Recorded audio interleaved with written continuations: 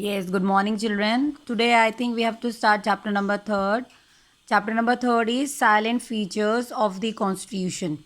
Already, we have read what is Constitution, what all things are mentioned in the Constitution, how Constitution of India was framed so that people of India they can experience the best thing from Constitution. Now, third chapter, after completing first and second chapter, we are just going to prepare. We are going to study what do we mean or what kind of features are there in the Constitution. What is very specific about Indian Constitution? Why in whole world Indian Constitution is praised? Or what is the importance of Indian Constitution related to different kind of features, related to different kind of work, related to different kind of rules and regulations included in the Constitution? See, in first part we have seen that Indian Constitution gives us some rights and duties, and these rights are termed as fundamental rights and duties are known as fundamental duties. Now when we speak about second part of the same portion, second part of the features of the Constitution, we are going to deal with directive principles, and these directive principles we can say they are just guidelines. They are some of the guidelines which every Indian, which each and every person belonging to our country they should follow so that our work can be made easier, our life can be comfortable, and we can be good citizens in our life. See, when we talk about directive principles of the state policy, what do we mean by this? What is the meaning of directive principles? In the very first paragraph, it is clearly written the directive principles are the guidelines to be followed by the government in the governance of a country. Why these guidelines are given for government?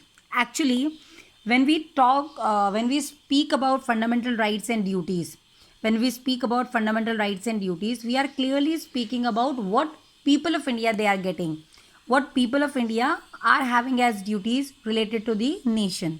But when we talk about directive principles, these directive principles are just guidelines, some of the basic things which government of a place has to follow so that people living in a country, life can be comfortable to them, situations can be comfortable to them, and whatever they need, means for whatever purpose the government of a country is set up, that particular part can be followed, that particular thing can be followed, it can be adopted by the people, for the people, and of the people.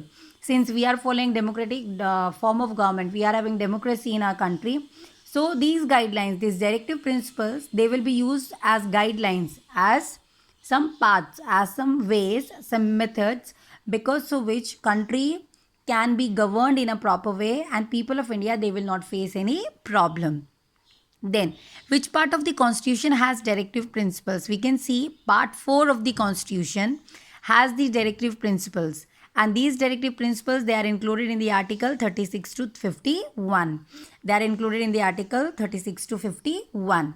The next one, the directive principles are not a substitute. Yes, it is very important that it is not a substitute. Substitute का मतलब है आप इसको किसी दूसरी चीज़ से replace कर सकते हैं. No, we are not having any option like that. We cannot replace directive principles to anything else.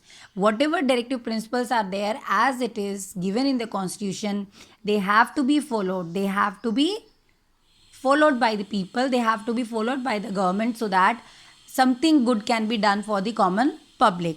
After this, you just see why. Next question can be why the term directive principle is used. See, answer is given here. They are called directive principles because the government has to take them into consideration while making laws. Yes, when laws are going to be made, when government will frame the rules and regulations to run the country, every time, whatever be the circumstances, whatever be the condition, government have to take these directive principles into consideration. Unless and until these directive principles are kept in mind, government of that country, government of our country especially, which is following democracy in the country, it cannot make any law unless and until it is following the basic principles, the basic guidelines which are given in the form of directive principles. Directive principles का actually क्या है? Directive का मतलब है directions देना. That's why we say that directive principles are some of the guidelines, some of the basic things which we have to always remember. Then you see From where? Next question can be from where we have adopted the directive principles. We have adopted directive principles from the Constitution of Ireland. Actually, only India and Ireland, these are two countries in which or in whose constitution directive principles are included. So this we have to keep in mind. We have adopted the principle, the concept of directive principle from Ireland, and now only India and Ireland, these two countries, in their constitution they are having directive principles or guidelines given to the government. Yes. What are the sources for directive principles? What all sources we have used to have directive principles? See, first, as I told you, it is taken from Irish constitution. The constitution of Irish Republic means we have taken the directive principles, the policy of directive principle we have adopted from the constitution of Ireland.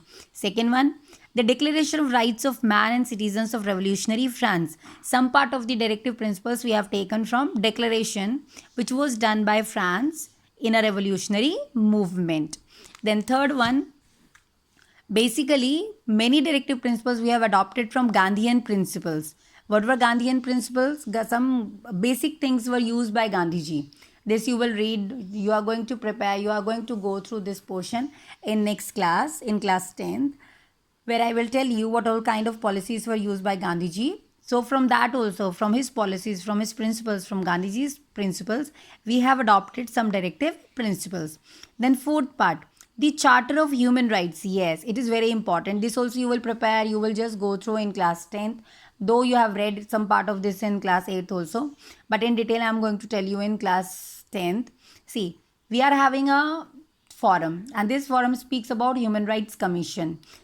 So when we are speaking about directive principle, some part of directive principle is taken from Charter. Charter means Constitution of Human Rights, which was prepared by United Nations.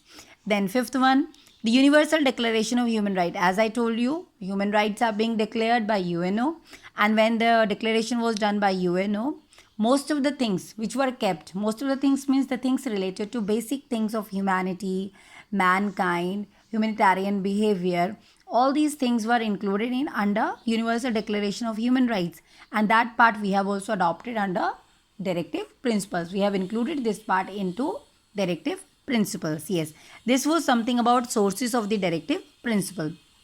Now, after this comes importance of directive principle. What is the importance of directive principle? See, first of all and very clearly that importance is this. If people of India, because we are having democratic form of government, and once we select the leaders, when we elect the leaders, after that we don't have any choice. It is said that till 15 years that government is going to run. But what kind of policies that government will adopt, what kind of things it will keep it in mind while framing the rules and regulations, these things are included under directive principles. So first and very important thing is this, that directive principles give a basic guideline. It provides a basic guideline to the government of the India so that proper rules and regulations can be framed by the state, or we can say state policies can be framed in a proper order, and state governments can keep in mind what the people of that particular area they require, what the people of that particular region they require. Yes, first point is under this, directive principles are in the nature of pledge. Pledge matlab shapat khana, kasam khana, or promise karna. So directive principles are one kind of promise which was made by framers of the constitution. Framers of the constitution matlab who have constituted the constitution. They have included directive principles so that people of India, they will never have any problem related to political, social and economic programming in the country.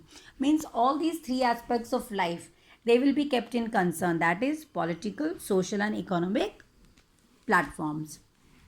Then now you can come to the second point.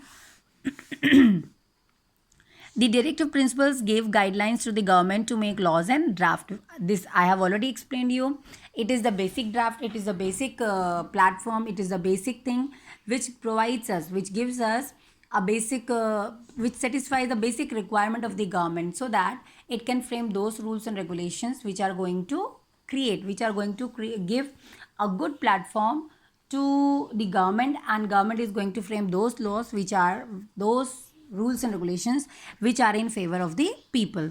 Then third one, they provide a measure मतलब एक step देते हैं, एक तरीका बताते हैं, and this is a measure. They means people of India can measure, people of India can calculate whether the government is doing the things in a right way or not. Then fourth, the directive principles direct the government to move towards the goal of the welfare state. Yes, what do we mean by welfare state? Welfare state in Hindi refers to Ram Raj. Ram Raj means where everyone is happy, where everyone gets the justice, where everyone is treated equally. So they say that once the government of India is going to follow directive principles, automatically, ultimately, people of India, they are going to get the best from it, and government is going to do the best things for the people. Then fifth one, they enlighten and educate the people of what they can expect from the politicians whom they vote to power. I told you earlier, we are giving our vote, we are electing the people. How these people are going to get elected, why these people are being elected by us, whether we have voted the right person or not, all these things can be clarified on the basis of directive principles. Then sixth one, they provide a direction to the courts. Yes, direction means जो मैंने आपको शुरू में बोला, एक guideline देते हैं courts को, जो हमारे जुडिशियल अथॉरिटी है, they provide a guideline to that judicial authority so that proper decision can be taken by the court, and court can also keep human behavior, human nature under consideration. Seventh, since public opinion backs the directive principles, the goal of establishing social and economic order is clearly laid out before the government. The goal of establishing social and economic order, which I have given you the explanation in first one, by providing directive principles, the government is trying to provide us a basic background on basis of which the government is going to work out for the people, and that is social, political and economic order. Then you see eighth point, the 42nd Amendment Act 1976.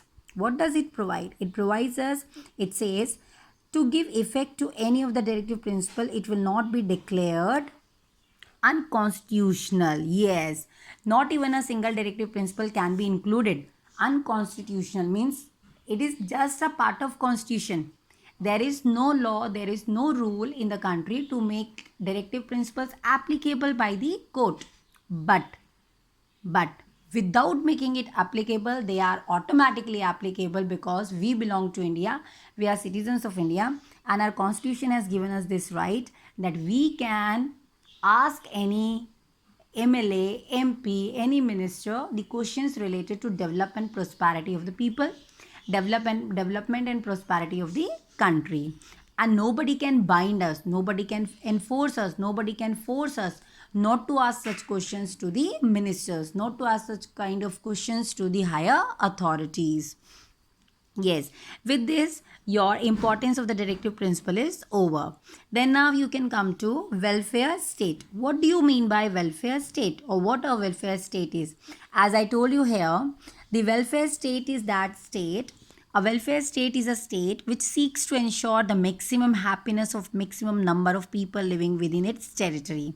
और इसको बहुत simple तरीके से अगर आप समझना चाहते हैं तो वेलफेयर स्टेट एक वो स्टेट है जहाँ पे रामराज की तरह राज्य होता है, राजा भी खुश है, प्रजा भी खुश है, राजा अपनी प्रजा के बारे में सोचता है और प्रजा अपने राजा के बारे में.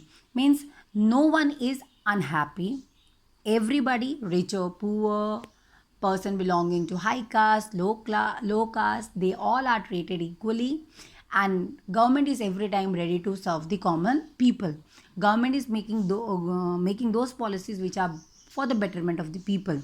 Government is taking those steps which are for the best of the people, for the betterment of the people, and that particular state is termed as welfare state. Yes, what are the aims and objectives of the welfare state? What are the aims and objectives of the welfare state? See, it clearly says these directives emphasize that the goal of Indian polity is a welfare state. Yes, Indian polity मतलब जो हमारा political development है, जो हमारी politics है, उसका basic aim क्या है? Aim of that Indian politics is welfare state. Whatever they are doing, they have to do so that citizens of India, they have social, economic and political justice. And by providing them this kind of justice, we are providing them that honor also. We are providing them equal opportunities, we are providing them equal chances for their development and prosperity.